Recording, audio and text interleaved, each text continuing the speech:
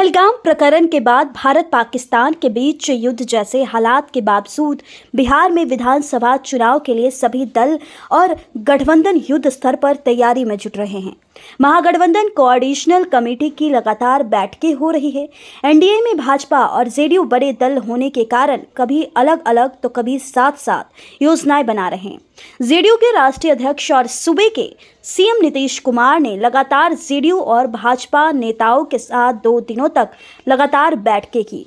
JDU ने बोधगया में प्रवक्ताओं व प्रशिक्षण शिविर आयोजित किया, जहां भाजपा के बिहार प्रभारी विनोद तावड़े ने नई दिल्ली में लोजपा आर के राष्ट्रीय अध्यक्ष और केंद्रीय मंत्री चिराग पासवान से उनके आवास पर जाकर मुलाकात की।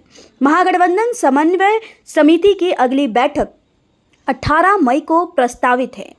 जिलों में एनडीए के तर्ज पर महागठबंधन सम्मिलित रूप से बैठकों के कारण करने का निर्णय ले चुका है। एनडीए में सीट शेयरिंग का फॉर्मूला फाइनल होने की अपुष्टि जानकारी मिल रही है, तो महागठबंधन में भी मोटा मोटी इसकी रूपरेखा बना ली गई है। बता दें, महागठबंधन में आरजेडी ने टिकट बंटवारे का फॉर्मूला बना लिया। हालांकि इसे अंतिम रूप दिया जाना सिर्फ बाकी है। इसके लिए लगातार बैठक भी हो रही है। आरजेडी अपने फॉर्मूले के मुताबिक खुद पिछली बार से अधिक सीटों पर लड़ेंगे। बीते विधानसभा चुनाव में आरजेडी 144 सीटों पर लड़ा था। इस बार कम से कम वह 150 सीटों पर लड़ना चाहते हैं। महागठबंधन में पहली बार विधानसभा चुनाव लड़ने जा रही विकासशील इंसान पार्टी यानी वीआईपी 60 सीटों की मांग कर रही है।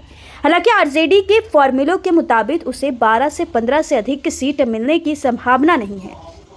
पिछली बार बेहतर परफॉर्मेंस वाली सीपीआई एमएलए को इस बार अधिक सीट दी जानी है। सीपीआई एमएल 19 सीटों पर लड़ रही है, 12 जीत गई है और मसलन आरजेडी अगर 150 और वीआईपी 15 सीटों पर लड़ते हैं तो यह अतिरिक्त सीटों का बंदोबस्त कांग्रेस की सीट काट कर ही संभव है। तब कांग्रेस के हिस्से अधिकतम 50 सीटें ही आती है। कांग्रेस ने सीएम फेस पर पेंच कुछ और की उम्मीद में ही फंसाया है, पर यह संभव होता नहीं दिख रहा। बता दें, एनडीए ने भी सैद्धांतिक तौर पर बंटवारे का सूत्र तलाश लिया। एनडीए के अंदर खाने की सूचना है कि 243 सीटें मुख्य रूप से 2 हिस्सों में बटेगी। एक हिस्से जेडीयू होंगे तो दूसरे भाजपा होंगी। एक सीट के अंदर से छोटा भाई और बड़ा भाई का रुतबा तय होगा। हालांकि वास्तविक बड़े भाई का रुतबा चुनाव परिणाम आने पर ही तय होगा। इस फॉर्मूले में सहयोगी दलों का कोटा दोनों दल अपने हिस्से से तय करेंगे। उपेंद्र कुशवाहा की पार्टी आरएलएम और जीतन राम मांझी की हिंदुस्तान आवाम मोर्चा को जेडीयू अपने हिस्से की सीट से कुछ देकर संतुष्ट करेगा। उपेंद्र कुशवाहा 15 सीटों की मांग कर रहे हैं, जबकि जीतन राम मांझी 40 सीटों की मांग कर रहे हैं। सूत्रों के मुताबिक मांझी और कुशवाहा को 10-10 सीटों से अधिक मिलने की उम्मीद नहीं है। उपेंद्र कुशवाहा की 2 दिन पहले जेडीयू के राष्ट्रीय अध्यक्ष और बिहार के सीएम नीतीश कुमार की मुलाकात को इसी दृष्टि से देखा भी जा रहा है। आपको बता दें, जहां लोजपा आर के अध्यक्ष और केंद्रीय मंत्री चिराग पासवान से भाजपा के प्रभारी विनोद तावड़े की दिल्ली में मुलाकात भी हुई और सीट शेयरिंग के सिलसिले में हुई बताई जा रही है। दरअसल नीतीश कुमार ने चिराग के निपटने का जिम्मा भाजपा पर छोड़ दिया है।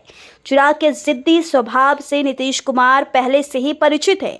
बीते विधानसभा चुनाव में चिराग ने एनडीए से अलग होकर चुनाव लड़ा था। उन्होंने भाजपा को तो बख्श दिया, लेकिन जेडीयू उम्मीदवारों के खिलाफ अपने कैंडिडेट दे दिए। इससे जेडीयू को तकरीबन 3 दर्जन सीटों पर हार का सामना करना पड़ा। 1.5 दर्जन सीटों पर तत्काल लोजपा दूसरे नंबर पर रही थी। हालांकि उसका एक ही कैंडिडेट जीता, जो जेडीयू के साथ चला गया। नीतीश ने चिराग से बदला भी चुकता कर लिए। जहां लोजपा 2 फार हो गई, उसमें 5 से 4 सांसद पशुपति कुमार पारस के गुट में रहे, जबकि चिराग पासवान अपनी पार्टी के इकलौते सांसद बच गए। यही वजह है कि नीतीश ने उनसे सीटों पर बात का जिम्मा भाजपा को सौंप दिया है। भाजपा सूत्रों की माने तो चिराग को 10 सीट देकर मनाने की कोशिश करेंगे। कोशिश भी जारी रहेगी। उन्हें किसी भी हाल में 15 से कम सीटें ही मिलने की संभावना जताई जा रही है। बता दें, पहलगाम आतंकी घटना के बाद भारतीय सेना ने पाकिस्तान को जिस तरह जवाब दिया, उससे एनडीए को लाभ मिलने की संभावना बढ़ गई। एनडीए की अब तक जैसी चुनौती तैयारी और चुनावी तैयारी दिख रही है चुनौती जैसी है, उससे भी अधिक उसकी स्थिति अभी तक अच्छी दिख रही है। प्रधानमंत्री नरेंद्र मोदी ने भी बिहार पर अपना ध्यान केंद्रित किया है, जो एनडीए के लिए मददगार साबित हो सकता है। हालांकि अमेरिका की पहल पर जन भावनाओं से इतर सीज फायर के लिए केंद्र सरकार की रजामंदी को विपक्ष भुनाने की कोशिश करेंगे। फिलहाल इस खबर में इतना ही। आप भी अपनी राय कमेंट बॉक्स में जरूर दीजिए।